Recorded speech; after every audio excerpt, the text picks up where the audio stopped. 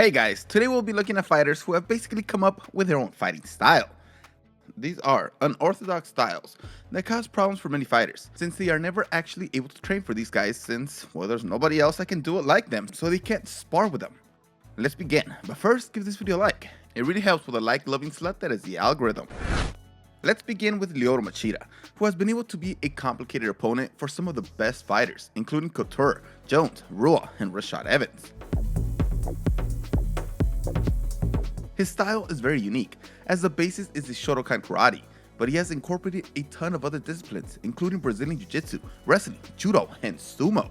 He is extremely elusive, with his incredible footwork that allows him to escape and at the same time create openings from weird angles, giving him the opportunity to land some very creative shots.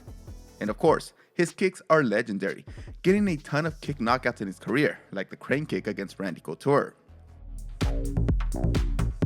He's just an incredible fighter that combines speed, power, and amazing counter-attacking. Keith Jardine is another fighter whose style can be explained simply as chaotic. He says that his goal is to be unpredictable, and he can easily do that due to his crazy angles, or the way he will just trade with you in the middle of the round, or he can just use his kickboxing. He looks like a mean biker gang member that can actually fight and can cut you down with some of his brutal leg kicks.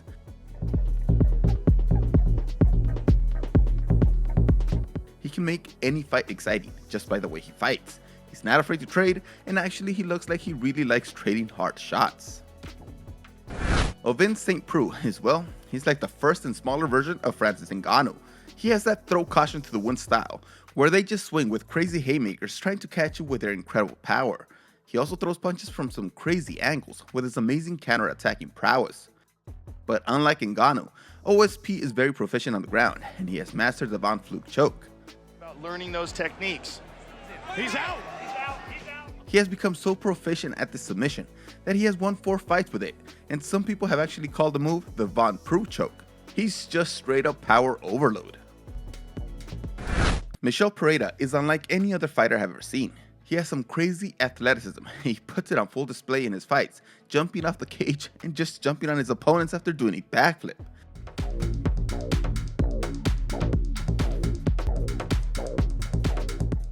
He's just probably the greatest showman in MMA, willing to do moves that are not recommended as you leave yourself uncovered to getting hit with some very good shots.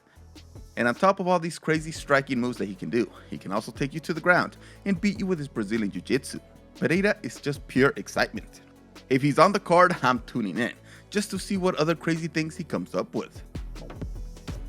Sean O'Malley is another fighter who brings entertainment to all his fights. His hands-down fighting style is just pure excitement. And since he is a natural striker, his fights always have a ton of stand-up time, with some unorthodox strikes, and most importantly, crazy angles. In and out, he does a fan. O'Malley is able to move very fluidly and make you miss a ton of hits, where he uses his movement to just come around from a different angle and blast his opponents. He has some of the highest strikes per minute and highest striking accuracy.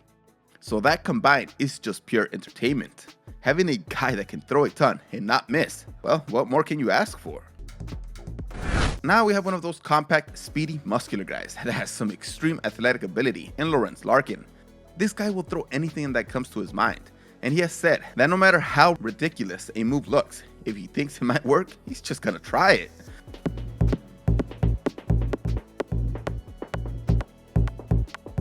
Larkin is a striking genius, throwing every type of unorthodox punch, kick, knee, or elbow you can think of. He's willing to risk it all in his pursuit of victory, and although he says he doesn't go out with the intention to make every fight exciting, his style just naturally makes all his fights incredibly entertaining to watch. I don't think I've ever seen another fighter as calm and relaxed in his fights as Masakazu Imanari.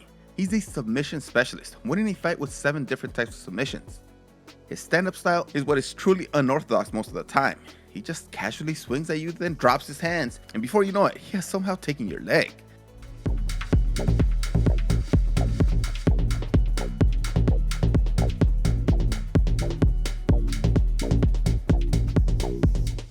And all these attempts to take the leg are called the Imanari roll, one of his signature moves, with the other being the Imanari choke. He basically uses his weird stand-up style to make you swing at him, just so he can go and grab your leg. He's just so patient when he does take you down, knowing that this is his world and soon you will make a mistake and he will win. Yoel Romero is a world-class wrestler, winning the World Championship 3 times and getting silver at the Olympics. But he doesn't use his wrestling that much in MMA, and people say because his freestyle wrestling isn't made for great top control and grappling. Basically, it's for taking people down, and he has some crazy moves for this. Where he is most exciting is on his feet, where his impossible athletic ability and physique can make him look like the Hulk inside the ring. He has a small gas tank though, thus at many times he's just kind of lulling you to sleep, but then he will explode out of nowhere and will be on you in seconds. Basically, he's explosive and you won't want to miss the moment he goes off. Genki Sudo is a showman, playing around in the ring at many points, doing a kind of sideways Ali shuffle.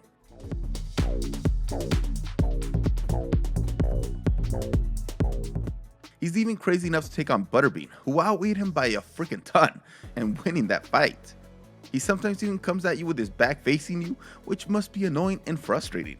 At the end of the day, he's basically a grappling expert that provides endless entertainment while on his feet. Recently we learned that we would never see Zabit Magomedsharipov in another fight, and this is a truly sad thing to learn.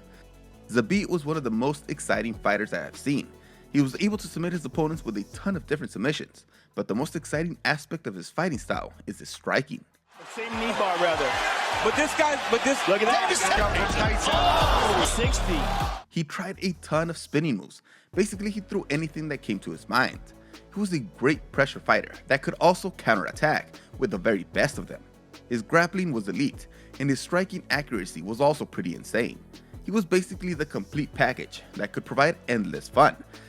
But unfortunately, health issues led to him retiring at only 31 years of age.